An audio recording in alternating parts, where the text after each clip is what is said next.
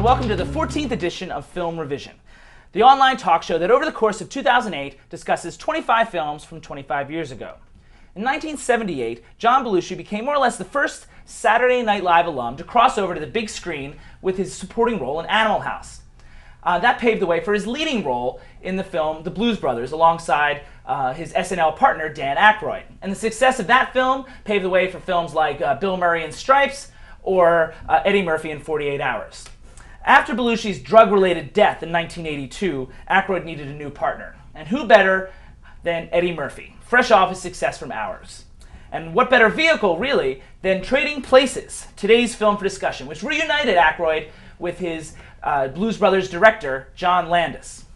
Our guests today are Mike Dressel, an internet researcher who lives in Midtown Manhattan. That's right. And also Marta Reiman, an actor who lives in Hell's Kitchen. Thanks, guys, for both coming out. Marta, you're first. What do you think? It was fun. I don't think it necessarily holds up anymore. Why not? I don't know. It just seems so dated. Why does everyone love it?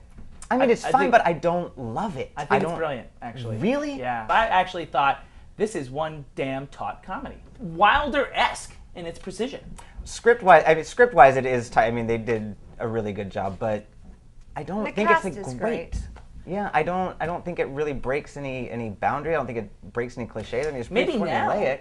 It's a fish out of water. It's a double fish out of water. Yeah. Fine. A lot of those switcheroo films, like, they feel very contrived to me, and I see that there is contrivance, but like by the way that they establish these Dukes characters, and the way that they make them trade, I actually buy it. Like, I actually buy the whole planting of the evidence, like all those things that they do to make them trade. It didn't feel so implausible to me. No, it didn't feel implausible. It didn't feel implausible at all. And I was expecting it to. Were you?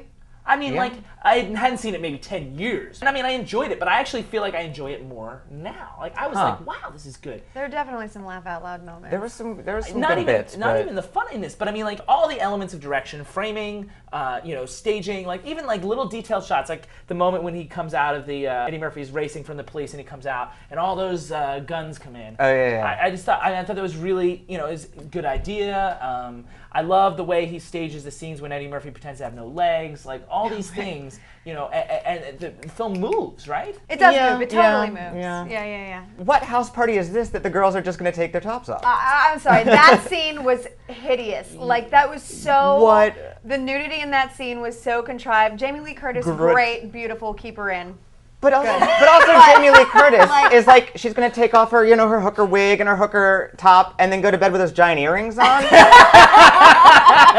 That's how she's going to cuddle up to Aykroyd with those, those are coming off. These Comedy Central movies where it's sort of like B-film, funny comedy, definitely like aimed towards the college-going audience, and they just need to throw in the nudity because that'll just... Yeah, I mean, it's definitely an R-rated comedy. That was really forced. The nudity in the house party scene was forced, although my house parties do resemble that. And then the racism. I mean, obviously that's a part of it, but that's it was a huge thing. Whoa. Because they say Negro, and then they drop I don't think this is a racist film. No. But they drop... if anything, it sort of... The seriousness that is the undercut of this film, both racially and economically. I mean, the economic and racial overtones, I really thought... They blew my mind now as an older... Because another film we watched earlier this year was Mr. Mom. And another really good comedy. And also in that film, there's this idea of this country, which supposedly was in prosperity, according to the books in 1983. But there's the working man... Reaganomics. Yeah, really seemed to be suffering. And I think that was really, really interesting part of the film. Well, yeah, I mean, they did have that sort of Archie Bunker-esque thing where they called him a Negro, and they made all these, but then they dropped, the actual N-word. Yeah. And I was like, ooh. No, that definitely took it. I mean, the characterizations of other African Americans in the film, aside from Eddie Murphy, could be construed as questionable. Sure. I mean, let's look at the house party scene, or the bar scene where he goes and uncorking the champagne. Yeah. I mean, and the bling and all that. And so, I mean, but maybe I mean, stereotypes are stereotypes for a reason, but... There's also the moment that I really liked when Dan Aykroyd accuses Eddie Murphy of stealing the briefcase when obviously he wasn't, and they put him in the cop car, and he does the the take to the camera, just like the give me. I have notes. He does that twice. And those are fascinating moments to me. I disagree with them. Just the idea of breaking the fourth wall. Yeah. And sometimes that'll work for me. I remember Peter Sellers did it in The Shot in the Dark, and it was brilliant. Like the timing of it and where it happened in the movie, it was only once, and it was just perfect. The first time they did it, it almost looks like a mistake. Like it's so slight. I definitely rewound and was like, was he looking right at the camera? The second time he looks at the camera, it's clearly very purposeful. So I imagine the first one was purposeful as well. And I don't think they work. Those are among the slight flaws in the film. I was really riding the momentum in this film, at this point that the bathroom scene comes on. And golly, is that one convenient trip to the bathroom. I was disappointed in the screenwriters. I mean, like, you guys, did that bother you at all? In the context of everything else in the film, no. That's interesting. I feel like there's not another moment in the film that feels so contrived to me. It didn't. Really? I thought it was great. I mean, him just like... No, but the house party didn't bother me that much. I can see your point. Him sort of nonchalantly like going through the drugs and then just like dropping the joint in his pocket. I thought that was great. Yeah, and then to have him going and smoking it pays off, sure. And then the Duke brothers show up. Look at the conversation the Duke brothers have in that bathroom. They're like, if we didn't do it this way, they know what they did. They don't need to be as specific. Right. That's but true. They always are yammering on about, nature, nurture. But they basically gave him all the information. Yeah. Like, and that crop report. Well, it's a good thing we're going to have Clarence Beeks handle that crop report if anybody's listening. And I just wish it was a little harder for our heroes. And I know how hard it is. I know you're like, I need to wrap this up. There's timing issues. Right. But gosh, it felt like it hurt me almost because I was so like on this train or this movie, and I was like, ooh. If anybody like knew us as people, they would probably say, yeah, they're gonna love Trading Places. JB is gonna trash it so hard, and here we are. Here we are, and I don't love it. A lot of these comedies, that are thrown into 80s comedies, they're sloppy. They're sloppy and overly silly. Not too worried about plot.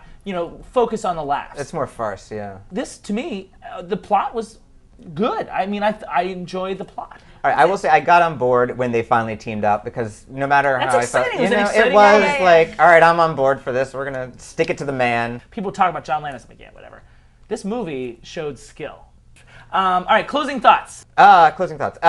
Well, if they did it now, it would be Eddie Murphy playing every part, which would be horrible. That would have been bad. Although Eddie Murphy's performance in this film, no, it's good because it was back before he was Eddie Murphy. I think the thing that made it feel really, really sort of dated, maybe, was the breaks in the style. Like it didn't seem totally fluid. But there's so few and far between to me. But it's funny, and I did laugh out loud. Eddie Murphy is funny. He's really funny, and he was in this film. He was more. He wasn't playing Eddie Murphy. Yeah, but it was more. It was more. He was honest. playing a character. It was more honest than there was something the organic about stuff Billy Ray he usually Valentine. does. Yeah. All right, I think it's time to say farewell. Thank you very much, Mike and Marta, for coming out and talking about Trading Places with us today. If you are interested in becoming a guest on Film ReVision, you have that opportunity. You can just email us at info@myriadarts.net, and we'll shoot you back an email. We can talk about maybe bringing you on someday. You can sit in one of these chairs and talk with me about a film from 1983. This week, Reel 13 continues its month-long celebration of films from Warner Brothers Studios, in conjunction with the American Masters documentary on Warner Brothers. The film that they're showing this Saturday on September 27th will be George Stevens' oil epic Giant, starring James Dean in his final performance. After that will be the short that you will have chosen on reel13.org, and then the indie is the film Margarita Happy Hour, about some middle-aged women dealing with their midlife crises. And again, the whole evening starts at 9 p.m. on Saturday, September 27th. The next Film ReVision will be very soon, in a couple weeks, and on which we're going to talk about our first and only foreign film that we're going to deal with this year, and that is Ingmar Bergman's Fanny and Alexander from 1983. So we'll see you then. Thanks very much.